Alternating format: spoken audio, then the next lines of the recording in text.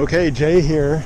I'm in St. Helens, and I'm just going to take this opportunity to do a little bit of a boat tour. I've been asked to do that for this channel, and so I've just come down here and do this today. It was nicer earlier, now it's cloudy, so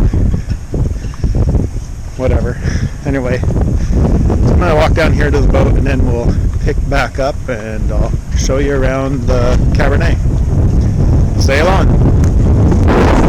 Okay, so I'm down here at the dock. It's pretty windy. Hopefully this video or audio will come through okay. But anyway, here's going to be a boat tour. We'll just start on the outside and work our way through.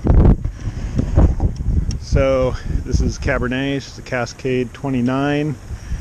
These boats were built in Portland in the 70s, maybe up into the 80s.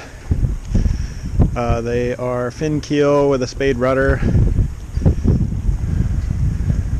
So we got a little bit of a bowsprit that's made by the tow rails. Cascades are kind of known for these extra heavy duty tow rails, which, as you'll notice, the shrouds are connected to straight into the tow rail, so no chain plates necessarily. We've got a hatch in the forward. We've got about 40 feet for bridge clearance. And this boat has wheel steering. Not many of these Cascades have this, so somebody added that, and it is hydraulic wheel steering.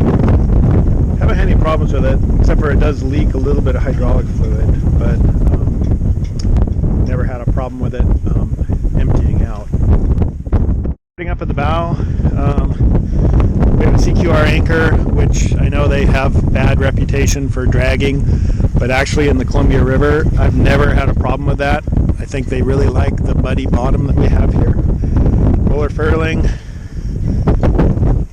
Looking back at the boat, all the lines on this boat lead back to the cockpit, so it does single hand really well.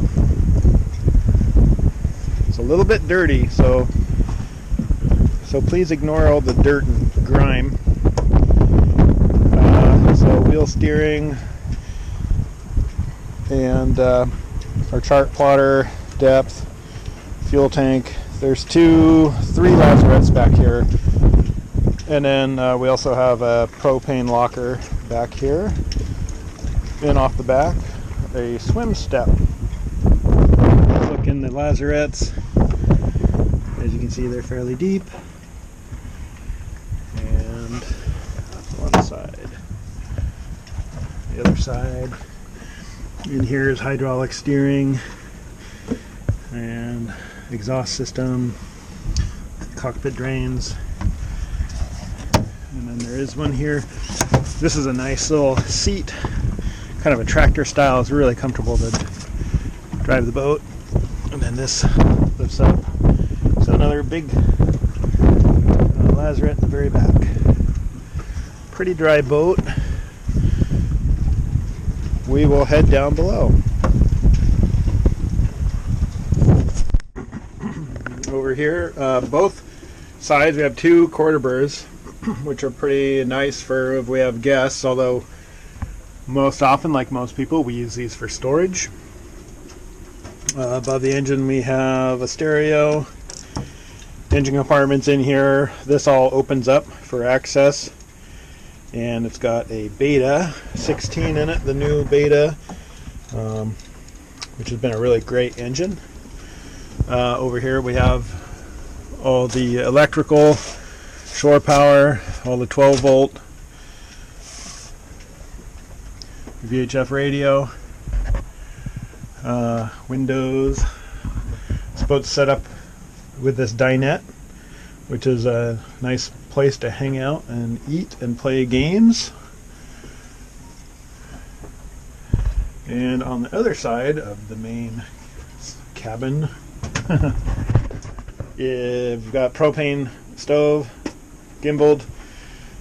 We do have pressure water, but it's all cold. The tank is up under the V-berth. We don't drink that water. We use it for washing dishes and stuff. There's no ice box in here, so we just bring a cooler in. We store it underneath the table under here and lash it in so it doesn't roll around. But we've never had a problem with that, and of course we haven't done really long trips. I mean, we've been on the boat maybe a week at a time at the most. Just storage, you know. Every boat's got tons of storage. Everybody likes to talk about how much storage their boats have, but they all have lots of storage. Shelves under the dinette. Old school propane Force 10 heater. Hanging lockers. We have a head in here.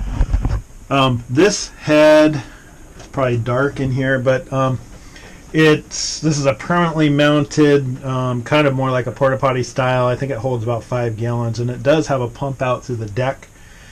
So that's how that's all working at this point. Haven't had a problem. I mean, that's a pretty decent little toilet for a boat of this size, and has okay capacity. And we don't have to deal with a holding tank, a big one anyway. So there's a little low headroom in there. And then the V-berth up front, which is pretty comfy. It's got a memory foam on top of the actual old cushions. Chain lockers way up there in the front. And what else is in here? Not much. And it's not rocket science. It's a sailboat. But she's a good little boat. We've had a lot of fun with her over the course of, 3-4 years. So I'm going to open up the engine compartment and just check on it, and I'll give you a shot in there so you can see what it looks like. It is now open, so we'll just take a look in here. Bright red Beta. Pretty distinct color. So again, this engine's got 250 hours on it. And it's just been a dream to have. Had it installed by a local boatyard here in the Portland area. And when they did that, we also replaced the fuel tank, went with a big 18-gallon Polypro one way back in the back there, if you can see it. And this engine just sips fuel, so at 18 gallons we can run this boat probably 36 hours non-stop.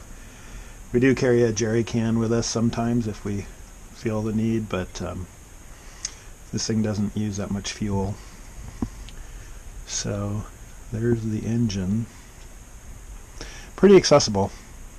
And I like these because they do have the little oil extractor pump built in, so that makes it easy. Oil filters right here, adjustments for belts. So pretty nice little engine to work on.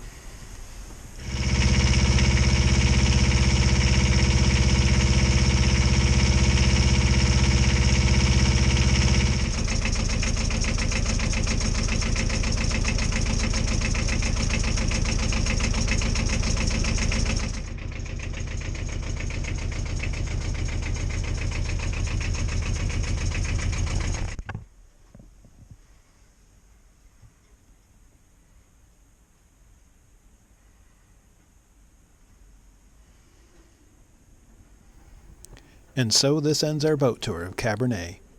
Even with COVID this year, we did do some river cruising. I found time to clean and lubricate the winches, and we were part of the Christmas ship's fleet over the holidays. We had planned on some videos of these activities, but just did not get it done. In the meantime, over the winter, we ended up finding our next boat, and so have Cabernet up for sale so she can continue her adventures with new owners.